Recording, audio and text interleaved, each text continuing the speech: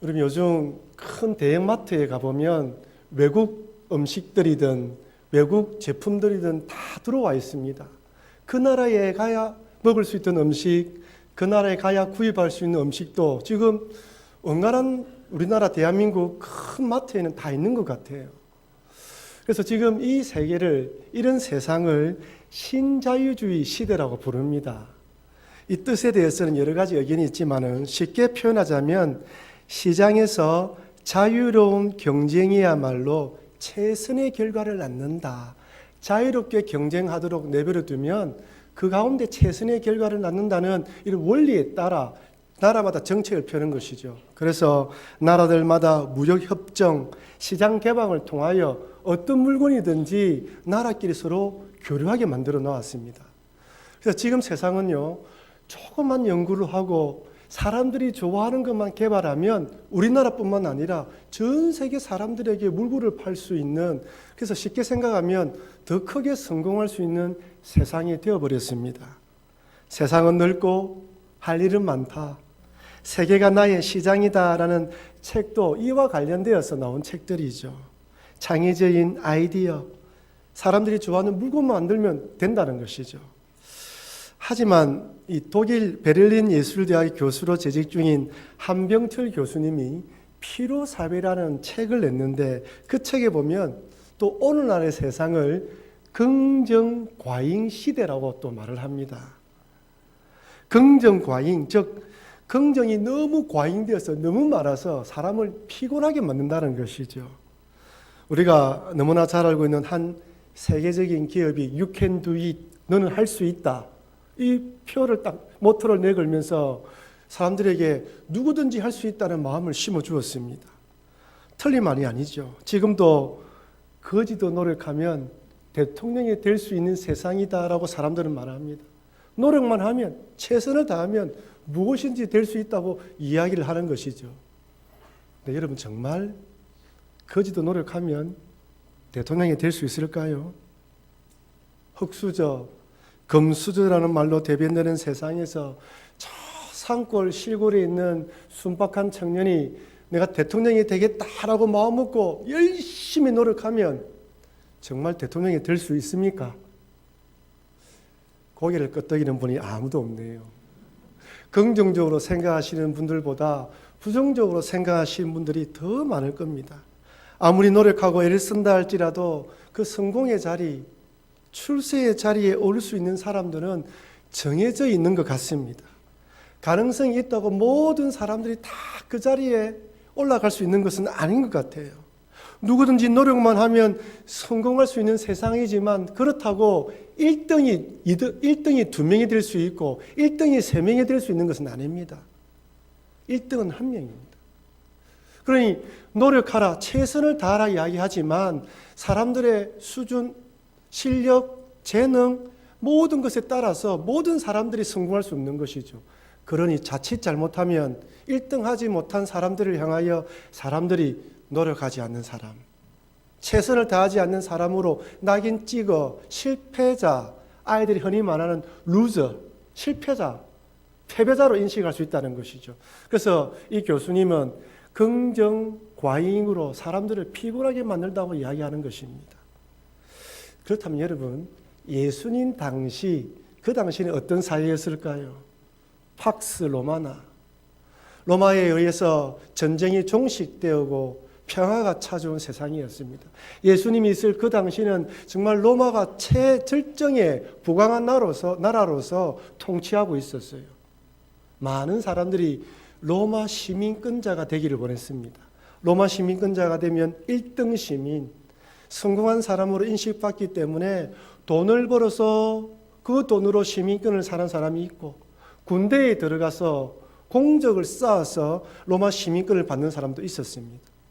누구든지 돈만 많이 벌고 능력만 있으면 로마 시민권자가 되어서 출세할 수 있는 세상이었습니다. 그런데 이런 세상을 향하여 예수님께서 오늘 본문에 보시면 믿음이 없고 패역한 세상이라고 말씀하십니다. 여러분 잘 기억하십시오. 세상에서는 세상의 눈으로 세상을 보는 관점이 있습니다. 하지만 하나님이 세상을 보는 관점이 있다는 것을 잊어버리면 안 됩니다. 우리 그리스도인들은 세상이 세상을 보는 관점과 하나님이 세상을 보는 관점, 이 두 관점을 가지고 세상에 살아가야지, 그렇지 않으면 균형 있고 조화롭게 신앙생활하며 세상에 살아갈 수 없는 것이죠. 그렇다면 왜 예수님께서는 그 시대를 믿음이 없고 패역한 세대라고 말했는지, 제가 여러분들 이 질문을 던지면서 또 이 질문에 대한 답을 찾으면서 오늘 이 시대를 살아가는 우리들이 어떤 믿음으로 살아가야 할지 답을 찾는 복된 시간 되기를 주의 이름으로 축원합니다. 근데 오늘 말씀이 좀 무거워요, 여러분. 지난주에는 제가 은혜를 마중 나가자, 하나님께서 큰 은혜를 부어주실 것을 기대하자고 했는데, 사실은 그런 은혜를 받아 누리기 위해서는 우리 마음속에 믿음이 없고 패역한 것을 제거해야 됩니다. 그래서 오늘 말씀이 좀 무겁더라도 달게 받으셔서 내 마음속에 혹시 주님 보시기에 믿음이 없고 패역한 세대라고 책망받을 만한 것이 있다면 내어버리기로 결단하시는 여러분과 제가 되길 주의 이름으로 축원합니다. 지난주에 살펴보았던 것처럼 예수님께서는 산에 기도하러 3인방 제자들과 산에 올라가셨어요. 몸이 환하게 변화되었고 모세와 엘리야와 함께 별세에 대해서 논하셨고, 그리고 하늘에 구름이 임하면서 이 베드로가 하나님의 음성을 들었어요. 너무나 황홀한 영적 경험을 했던 베드로가 주여 여기가 좋사오니 초막 셋을 짓겠습니다 라고 말하면서도 자기가 무슨 말을 하고 있는지 몰랐다고 성경은 기록되어 있어요. 지금 산 위에서는 베드로와 다른 제자들이 이런 놀라운 영적 경험을 하고 있는데 산 밑에서는 또 다른 일이 벌어지고 있었습니다. 귀신 들린 아이를 데리고 있던 아버지가 예수님만 만난다면, 아니 예수님의 제자들만 만난다면 귀신이 쫓겨날 것이라 생각하고 데려왔는데 제자들이 귀신을 쫓아내지 못했습니다. 귀신을 쫓아내지 못한 것으로 인하여 서기관들과 변론이 붙었고 많은 사람들이 그 변론하는 장면을 지켜보고 있었던 것이죠. 산에서 내려온 예수님과 제자들이 이 모습을 보게 됩니다. 누가복음 9장 37절, 이튿날 산에서 내려오시니 큰 무리가 맞을세 되어 있습니다. 마가복음에는 9장 14절은 이렇게 되어 있습니다. 같이 읽겠습니다. 이에 그들이 제자들에게 와서 보니 큰 무리가 그들을 둘러싸고 서기관들이 그들과 더불어 변론하고 있더라. 큰 무리가 둘러싸고 있는데 좋은 구경거리가 생겼어요. 예수님의 제자들과 서기관들이 변론하고 있습니다. 그렇다면 여러분, 왜 제자들은 귀신 들린 아이에서 귀신을 쫓아내지 못한 것일까요? 이미 제자들은 앞에 살펴보았던 것처럼 예수님의 권세와 능력을 받아서 각 마을로 다니면서 복음을 전했고 병자를 고치고 귀신을 쫓아내는 능력을 행했습니다. 이미 경험이 있었어요. 근데 오늘 본문에서는 귀신 들린 아이 찾아봤는데 쫓아내지 못하고 있습니다. 오늘 본문에서는 언급되어 있지 않지만은 마가복음과 마태복음에서는 일이 다 끝나고 난 뒤에 제자들이 예수님께 물어요. 예수님, 왜 저희들은 귀신을 쫓아내지 못했습니까? 라고 물었을 때 예수님께서 마가복음에서는 이렇게 말씀합니다. 이르시되 기도 외에 다른 것으로는 이런 종류가 나갈 수 없느니라 하시니라. 첫 번째 뭐라고요? 기도입니다. 기도. 마태복음에서는 이렇게 말씀하세요. 17장 20절 같이 읽겠습니다. 이르시되 너희 믿음이 작은 까닭이니라. 진실로 너희에게 이르노니 만일 너희에게 믿음이 겨자씨 한 알만큼만 있어도 이 산을 명하여 여기서 저기로 옮겨지라 하면 옮겨질 것이요 또 너희가 못할 것이 없음이라. 첫 번째 기도 말씀하시고 이어서 믿음에 대해 말씀하셔요.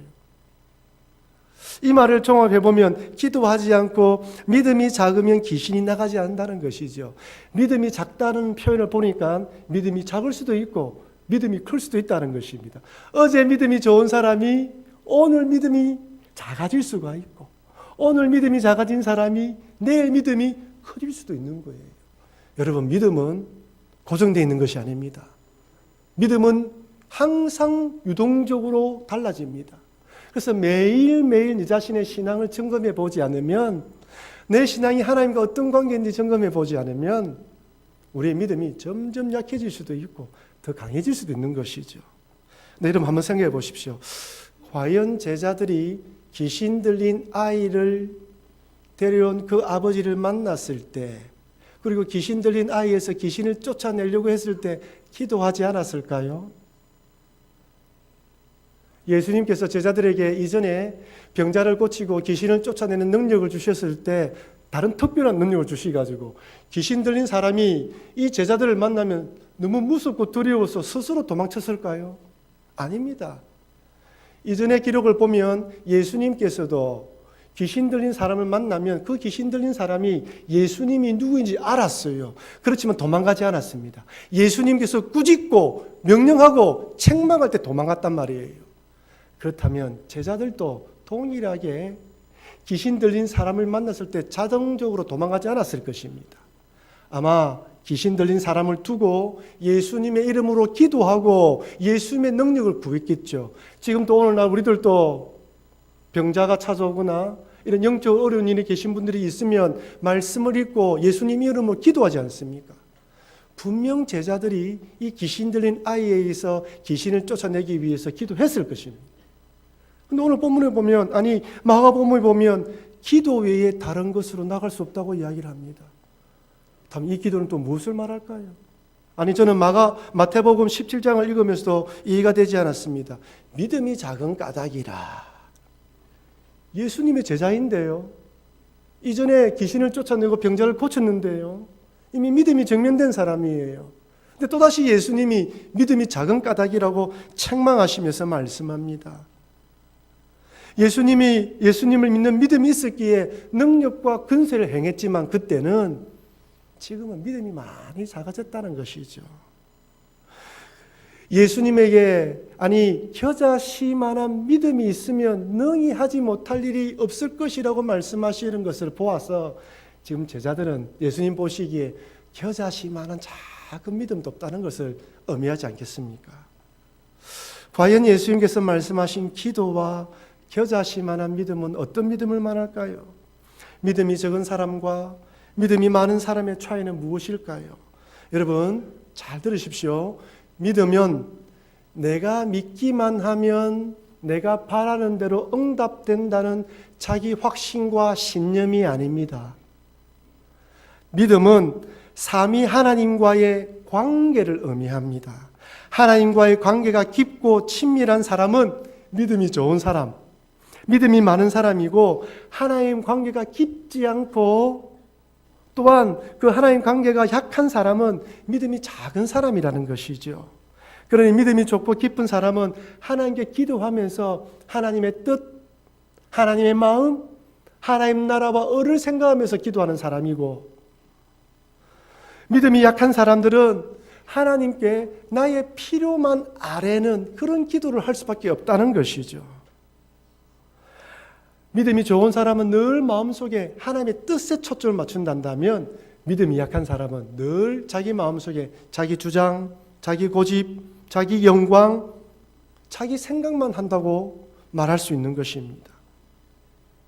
믿음이 약한 사람들의 기도를 들어보면요, 믿음이 없는 것은 아닙니다. 믿음이 약한 사람들의 기도를 들어보면요, 모든 것이 나의 필요만 아뢰는 기도가 많아요. 제가 나의 필요를 아뢰는 기도가 잘못됐다고 말씀드리는 것은 아닙니다. 우리의 필요를 아뢰야 돼요. 그러나 대부분이 필요만 아랜다면 믿음이 너무 약하다는 것이죠. 여러분, 달마다 아파트 관리비 청구서가 날아오죠.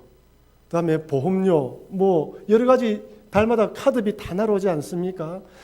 마치 이런 것처럼 하나님께 나의 필요들만 아랜다면 이것은 잘못된 것이 아닌가 생각하는 것이죠. 어릴 때 자녀들이 부모님은 마음은 모를 때는 필요한 것만 달라고 합니다. 이거 사달라, 저거 사달라. 안 사주면 토라지고 화를 내고 울고불고 난리 나지 않습니까? 하지만 자녀들이 결혼하고 아이를 낳아서 키우다 보면 부모의 마음을 헤아립니다. 그때 되면 밖에 나가서 맛있는 거 먹고 나면 우리 어머니 아버지 사드려야 되겠다. 호주머니에 돈이 들어오면 부모님의 용돈을 좀 드려야 되지. 이런 마음이 생기는 거예요. 신앙도 마찬가지입니다. 신앙이 좋고 하나님과의 깊은 관계에 들어가면 우리 하나님이 어떤 걸 좋아하실까? 내가 이거 하면 하나님 좋아하시겠지라는 마음이 들면서 그 하나님의 마음을 헤아리는 단계까지 가게 된다는 것이죠. 그렇다면 왜 예수님의 제자들은 귀신 들린 아이가 찾아왔을 때 겨자씨만한 믿음도 없다고 기도도 하지 않는다고 책망을 받은 것일까요? 누가복음에서는 언급되어 있지 않지만 마태복음과 마가복음에서는 그 다음 장에 보면 제자들이 서로 누가 크냐며 다투고 있어요. 가이사라 빌립보에서 예수님께서 자신이 십자가에서 고난당하고 죽임을 당하고 난 뒤에 3일 만에 살아날 것이라고 이야기하면서 예수님은 지금 죽을 십자가를 향해 달려가고 있는데 제자들은 뭐 하고 있습니까? 서로 누가 크냐 싸우고 있어요. 자, 그렇다면 여러분, 제자들이 각 마을로 다니면서 복음을 전하고 병자를 고치고 귀신을 쫓아내면서 하나님께 영광을 돌리는데 그들의 마음속에 또 뭐가 생겼습니까? 내가 다른 제자들보다 좀 더 큰 사람이다라는 생각을 가지면서 병자를 고치고 복음을 전하고 귀신을 쫓아낼 때 나는 몇 사람, 나는 저런 사람, 나는 저런 흉악한 귀신 들린 사람, 심각한 병에 걸린 사람 또 치료했어 라고 자기 자신을 높이려는 마음이 있었던 것이죠. 예수님의 능력을 행하면서 그 마음속에 어떤 마음이 들어왔습니까? 자신을 높이려는 교만한 마음이 생긴 것입니다. 그 마음을 가지고 계속 싸우고 있었던 거예요. 자, 그렇다면 오늘 본문에 보십시오. 예수님과 3인방 제자들이 산으로 기도하러 가셨습니다. 남아있는 제자들 가운데 누구든지 귀신 들린 아이에서 귀신을 쫓아낸다면 어떤 일이 일어날까요? 그 사람이 다른 제자들 사이에서 우위를 차지하게 됩니다. 봐라, 내가 지금 이 귀신 들린 아이에서 귀신을 쫓아내지 않았느냐? 너희들보다 내가 높다라는 교만한 마음을 가지게 될 수 있는 것이죠. 예수님은 제자들의 그 마음을 보았던 것입니다. 여러분, 우리 마음속에 교만한 마음이 들면 제일 먼저 사라지는 것이 긍휼히 여기는 마음이 사라져요. 예수님은 자신을 향해 찾아오는 많은 자들을 목자 없는 양처럼 불쌍히 여겼습니다. 여기 불쌍히 여기다는 헬라어 뜻이 어떤 뜻이라고요? 창자가 끊어지는 듯한 안타까운 마음이에요. 저 인생들이 저리 살면 안 되는데, 저 영혼이 저 병 걸려 살면 안 되는데, 저렇게 귀신 들려서 영적으로 고통당하면 안 되는데 라는 안타까운 마음을 보시고 병자들을 치료해 주셨어요. 근데 지금 제자들의 마음은 내가 높은 자가 되겠다라고 생각하는 순간부터 이제부터는 귀신 들린 아이에 대한 불쌍한 마음이 아니라 업적, 자기 사역의 수단으로 취급하는 거예요. 그러니 능력이 드러나지 않습니다. 그러니 겨자씨만한 믿음도 다 잃어버리게 되는 거예요. 그래서 성경에서 계속해서 말씀하시는 것이 교만하지 마라. 어떤 일이든지 교만하지 말아야 된다. 교만하는 순간 불쌍히 여기는 마음도 겨자씨만한 믿음도 있는 믿음을 다 잃어버린다고 말씀하시는 것입니다. 예수님은 이렇게 모든 믿음을 잃어버린 제자들을 향하여 믿음이 없고 패역한 세대라고 제자들도 함께 포함하여 책망하신 것이죠. 그러면서 제자들에게 이런 능력만 구하는 기도가 아니라 하나님의 뜻을 구하는 기도, 하나님과 더 깊은 영적 관계를 누리는 기도, 이런 믿음의 사람이 되라고 말씀하시는 것입니다. 여러분, 우리도 신앙생활 하다 보면 그저 나도 모르게 나 자신을 드러내고 싶을 때가 있어요. 그저 주의 종으로 주신 직분에 따라 충성하면 되는데 나도 모르게 내가 대단한 사람이냐 착각에 빠질 때가 있습니다. 오늘 본문의 제자들처럼 누가 크냐며 다투기도 하고 때로는 화를 참지 못하고 하나님의 거룩함을 드러내지 못할 때도 있습니다. 그렇게 되면 더 이상 하나님의 능력과 근세가 우리를 통하여 나타나지 않는 것이죠. 모세를 한번 보십시오. 모세를 통해서 하나님의 10가지 재앙이 임했습니다. 홍해를 향해 모세가 손을 내미자 바다가 갈라졌어요. 출애굽기 14장 21절 한번 읽어볼까요? 모세가 바다 위로 손을 내밀매 여호와께서 큰 동풍이 밤새도록 바닷물을 물러가게 하시니 물이 갈라져 바다가 마른 땅이 된지라. 여러분 보세요. 모세가 바다 위로 손을 내밀매 여호와께서 큰 동풍이 밤새도록 불게 만들어서 바닷물을 갈랐어요. 어찌 보면 모세가 하나님을 부리는 것처럼 보여요. 모세의 뜻에 따라서 하나님이 움직이는 것처럼 보여요. 그만큼 모세에게 하나님이 능력을 주셨습니다. 대단한 믿음이죠. 근데 이런 모세가 결국 가나안 땅에 들어가지 못합니다. 가나안 땅에 들어가지 못해요. 민수기 20장에 무리바에서 물이 없는 것으로 이스라엘 백성들이 또다시 불평하고 원망하고 불만을 토하자 하나님께서 모세에게 어떻게 이야기합니까? 반석을 향하여 물을 내라고 말했습니다. 근데 화가 난 모세가 어떻게 합니까? 지팡이로 몇 번요? 2번을 두드려요. 2번을. 물은 나왔습니다. 해갈되었어요. 근데 하나님께서 모세에게 이렇게 말씀하셔요. 민수기 20장 12절 제가 읽어드리겠습니다. 여호와께서 모세와 아론에게 이르시되 너희가 나를 믿지 아니하고 이스라엘 자손의 목전에서 내 거룩함을 나타내지 아니한 고로 너희는 이 회중을 내가 그들에게 준 땅으로 인도하여 드리지 못하리라 하시니라. 목사된 입장으로서 하나님 좀 너무하십니다. 목사도 인간이고 모세도 인간인데 뭐 한 번 그래 화를 냈다고 너무하신 거 아닙니까? 그만큼 하나님께서 직분 맡은 자에게 그만큼 충성되고 하나님의 거룩함을 드러내기를 원하시는 거예요. 그러나 여러분, 우리가 늘 성령님께 민감함으로 주님께 가까이 붙어 있도록 늘 기도해야 됩니다. 그래서 예수님께서 요한복음에 우리에게 이렇게 말씀해 주십니다. 요한복음 15장 4절 5절 말씀 같이 읽겠습니다. 내 안에 거하라 나도 너희 안에 거하리라.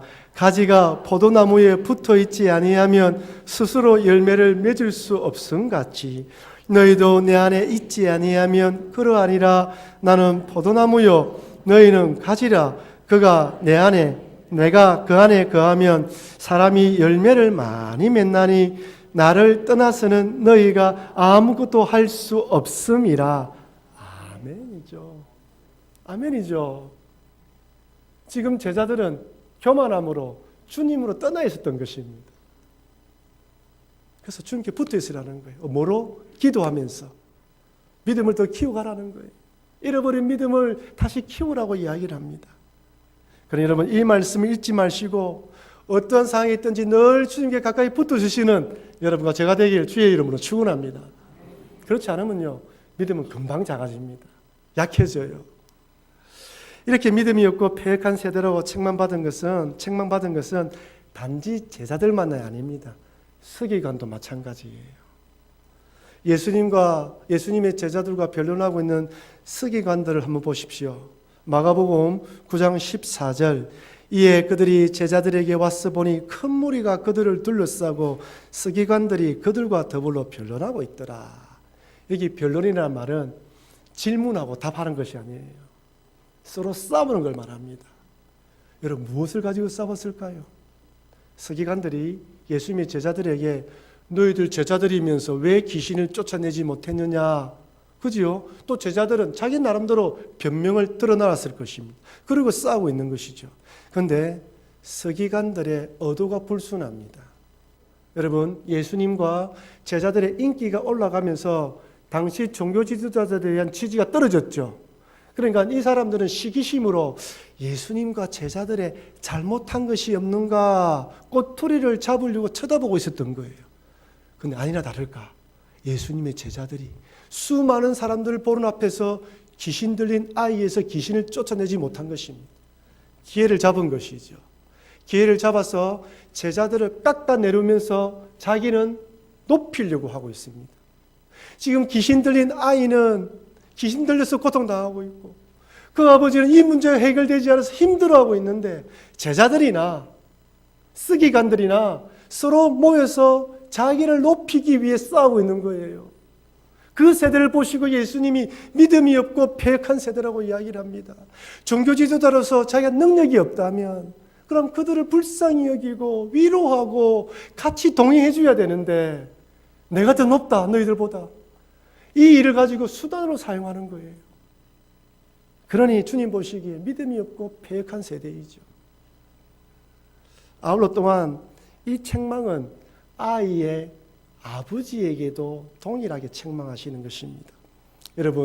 여러분들이 만약에 귀신 들린 아이 아버지라면 처음에 어떤 마음으로 찾아왔을까요? 예수님만 만난다면, 아니 예수님의 제자들만 만난다면 반드시 내 아이가 나을 것이라는 믿음으로 나왔을 것입니다. 그런데 제자들이 고치지를 못해요. 사람이요, 우리가 간절히 기도하고 믿음으로 바랐는데 내 기대대로 되지 않으면 우리 마음속에 믿음이 약해질 때가 있습니다. 지금 이 아이 아버지가 딱 그런 마음이었어요. 고쳐지지 않는 것이죠. 그랬는데 예수님께서 내려오시는 걸 보고 예수님께 이렇게 말씀합니다. 마태복음 17장 16절 말씀 제가 읽어드리겠습니다. 내가 주의 제자들에게 데리고 왔으나 능히 고치지 못하더이다. 실망감이 가득해요. 주님, 큰 믿음으로 나왔는데 제자들이 고치지 못했어요. 믿음이 한풀 꺾여버렸습니다. 그러면서 이렇게 간청해요. 마가복음 9장 22절 같이 읽겠습니다. 귀신이 그를 죽이려고 불과 물에 자주 던졌나이다. 그러나 무엇을 하실 수 있거든 우리를 불쌍히 여기사 도와주옵소서.